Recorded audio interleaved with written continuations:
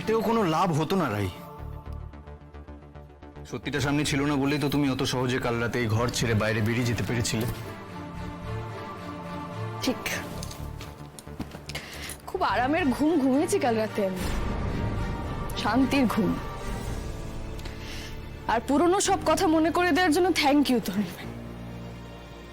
আর সারা জীবনেও যাতে ভুলতে না পারি সেটার পাকাপাকি ভাবে একটা বন্দোবস্ত করে দিলে।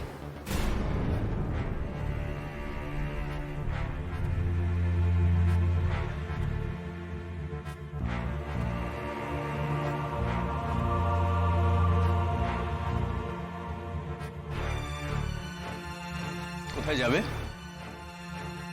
আমি যে এই সময় অফিসে যাই জানো না?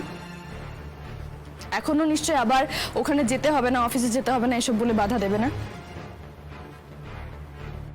তোমার লেটেস্টই কি সেখান থেকেই? বেশ তো, রাঘব বোয়াল, রাইট? তোমার সীমাহীন লোভ মেটানোর ক্ষমতা সেই রাখে। কি হলো, বললে না যে? তোমার নতুন বস নাকি কোনো কলিগ? হ্যাঁ শেখরদা, হ্যাঁ বলছি আপনি যা যা বলেছিলেন আমি সেইভাবে ওকে বোঝানোর চেষ্টা করেছি, কিন্তু ও আমার কোনো কথা শুনতেই রাজি নয়। না না, ও যা যা চাইছে তার কোনোটাই আমি দিতে প্রস্তুত নই। একসাথে থাকার আর কোনো প্রশ্নই ওঠে না। আর ও যে অ্যামাউন্টটা আমার থেকে চাইছে আমার পক্ষে সেটাও দেওয়া সম্ভব নয়। না না, হ্যাঁ হ্যাঁ, আমার মনে হয় টাকা পয়সা নিয়ে ওর সাথে আর কোনো আলোচনা করে কোনো লাভ নেই। আমি কিন্তু ওর থাকা পয়সা ভরণ পোষণের সমস্ত দায়িত্ব নিতে রাজি ছিলাম, কিন্তু ও আমার সাথে যেই গেমটা খেলছে তারপর ও আমার থেকে একটা পাই পয়সা পর্যন্ত আদায় করতে পারবে না। হ্যাঁ হ্যাঁ, ও আসলে একটু বেশি ভেবে ফেলেছে। ওর ফাঁদে আমি আর পা দেব না। হ্যাঁ সেটাই বলছি যে হ্যাঁ হ্যাঁ হ্যাঁ, এত কিছু তো ফোনে বোঝানো সম্ভব নয়। তার থেকে আমি বরং আজকেই আপনার কাছে আসছি। না না দেখুন, আমার মনে হয় ওকে আর বুঝিয়ে সময় নষ্ট করে কোনো লাভ নেই, বৃথা চেষ্টা হবে। তার থেকে পুরো প্ল্যানটা অন্যভাবে সাজাতে হবে। হ্যাঁ আমি আসছি।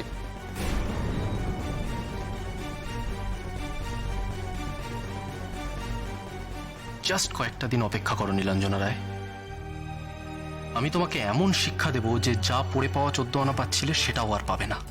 আমি বেশি করে দিয়ে দিয়েছি, দুই বোনে মিলে খেয়ে নেবে। বৌমনি, আমার না দিদিভাইয়ের জন্য বড্ড চিন্তা হচ্ছে।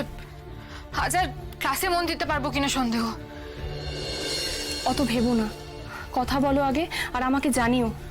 সেরকম সিরিয়াস কিছু হলে আমিও চলে যাব। না না, তুমি এখন যেও না, আগে আমি কথা বলে দেখি, তারপর দেখা যাবে। আচ্ছা, আগে কার ফোন আসছে দেখো। আঙ্কেল। হ্যাঁ আঙ্কেল বলো। কিরে মা, কেমন আছিস? এই তো চলছে। এ আবার কি, কিরকম দায় সারা জবাব?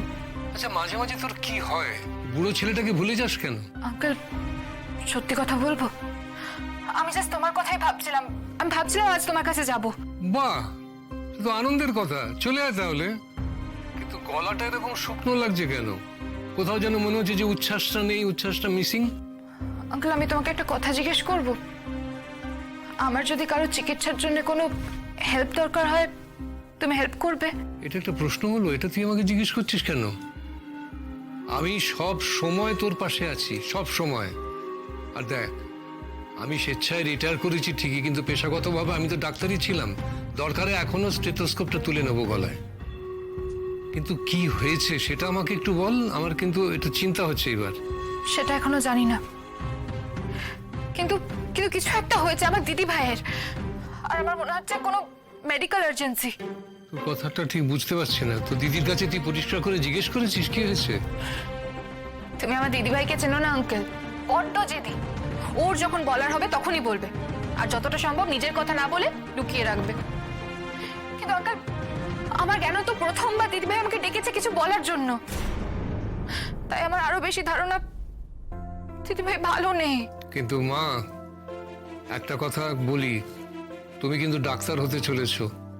ব্যক্তিগত সম্পর্কের যে আবেগগুলো থাকে আমাদের মধ্যে সেগুলোকে সরিয়ে রেখে তোমাকে কিন্তু একটু শক্ত হতে হবে এইবার। তুমি যদি এরকম উতলা হও তাহলে আমি তো বলবো যে ডাক্তার হওয়ার জন্য যে ধৈর্যটা দরকার সেটা তোমার নেই। আমার ভয় করছে আঙ্কেল, বড্ড ভয় করছে। আমার দিদিভাই খুব ভালো মানুষ। বোকামো হচ্ছে স্রোত, পাশের ঘরে মা রয়েছেন, যদি কিছু শুনতে পায় তোমায় জিজ্ঞেস করে কি বলবে তখন? ফোনে কথা বলাটাকে শেষ করো আর চোখের জলটা মোছো। হ্যালো স্রোত, তুই শুনতে পাচ্ছিস? আমার কথা শুনতে পাচ্ছিস? হ্যাঁ হ্যাঁ হ্যাঁ, বলো আঙ্কেল। দেখো, এরকম দুর্বল কিন্তু আমি তোমাকে দেখতে চাই না, তোমাকে স্ট্রং হতে হবে। হ্যাঁ, আমি স্ট্রং আছি আঙ্কেল। Very good. এবার আমাকে বল তো দিদির সঙ্গে কখন কথা হবে, মানে কখন জানতে পারবি যে প্রবলেমটা কি? এই এই ধরো দুপুর নাগাদ। সেখানে কি আমি আসবো দিদির সঙ্গে কথা বল? ওকে, বল কি বলার আছে তোর। তোর কোনটা মুখ আর কোনটা মুখোশ আমাকে একটু বলবি? না মানে এই যে তুই ভালো ব্যবহার করছিস আমার সাথে, এটা কি তোর অভিনয়, নাকি তুই তোর ভালো মানে তোর ভালো মানুষের মুখোশটা আমার সামনে খুলতে চাইছিস না?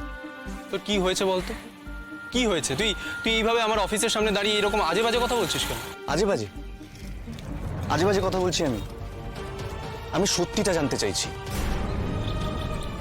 ঠিক আছে, যা বলার তাড়াতাড়ি বল, আমার অফিসে একটা ইম্পর্টেন্ট মিটিং আছে। তোর এই মুখ আর মুখোশের ফিলোসফি নিয়ে আলোচনা করার মতো সময় আমার এই মুহূর্তে নেই, সত্যি নেই। নেই না সময়? খুব ব্যস্ত তুই, সত্যি খুব ব্যস্ত, কিন্তু অন্যের সংসারে নাক গলানোর সময় আছে তোর। আমি আমি আবার কার সংসারে নাক গলালাম? আমার নিজের সংসার নিয়ে আমি নাকানি চোবানি খাচ্ছি, তার উপর আবার